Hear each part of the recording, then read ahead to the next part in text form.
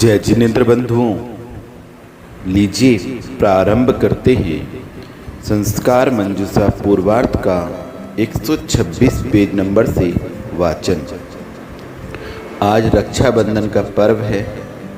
आज अकंपनाचार्य आदि 700 मुनियों की उपसर्ग से रक्षा हुई थी, जो मुनि विष्णु कुमार द्वारा की गई थी।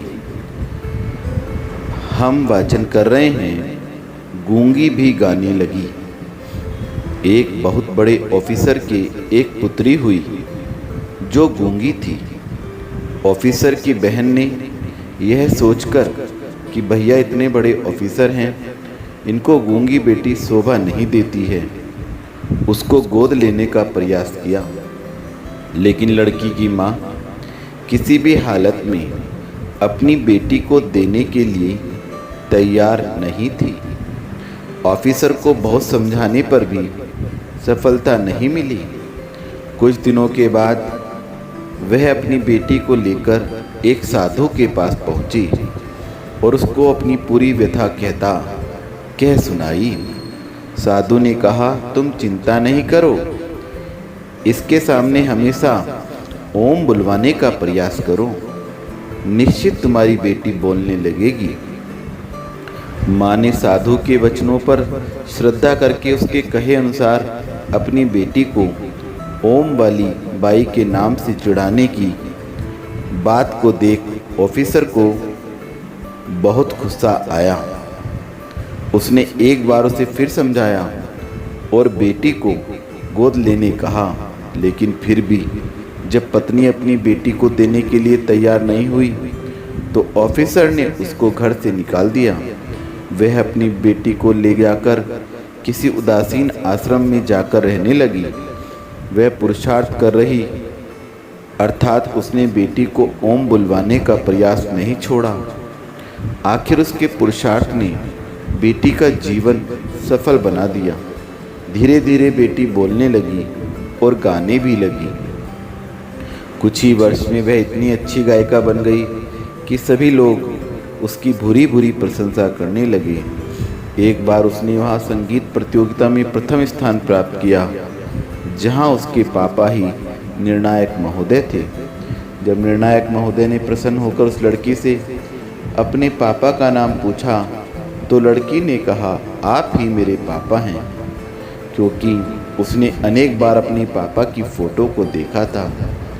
कहने का तात्पर्य यह है कि ओम की ध्वनि का यह अद्भुत प्रभाव है। बच्चा जब बोलने लगता है तो उसको बोलने का, बात करने का बहुत शौक रहता है। उस समय वह अनेक प्रश्न पूछता है, उसमें अनेक प्रकार के पदार्थों को जानने की उत्सुकता रहती है। आप उसके उन छोटे छोटे प्रश्नों को उत्तर देवें।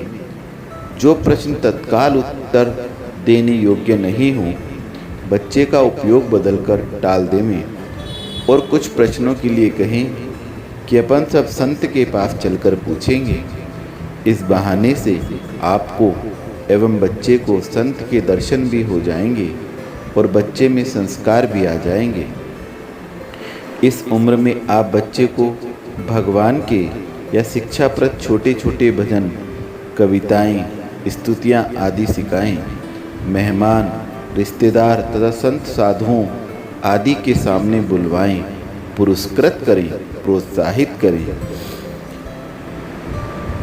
Happy happy will you ever eat the meat? No no no, छी छी छी छी छी। Happy happy will you ever eat the fish? No no no, छी छी छी छी छी। Happy happy will you ever eat the sweets? Yeah हा हा हा हा हा। इस प्रकार की कविताएं बच्चों को याद दिलाएं। दिन के नाम इस प्रकार सिखाएं।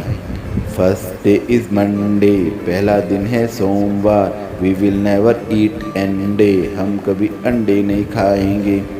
सेकंड डे इज़ ट्यूसडे, दूसरा दिन है मंगलवार। We will never fight with डंडे, हम कभी डंडों से नहीं लड़ेंगे।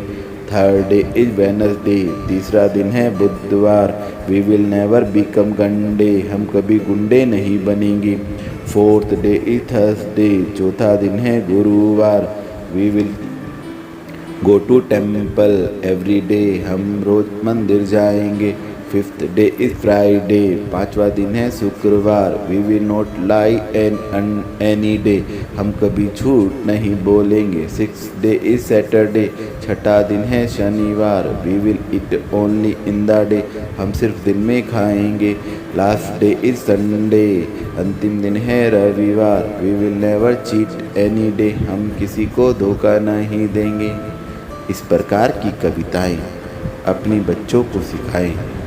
और भी कविताएं हैं जो गुरु माँ ने हमें बताई हैं। अगले वाचन में हम उन कविताओं का वाचन करेंगे।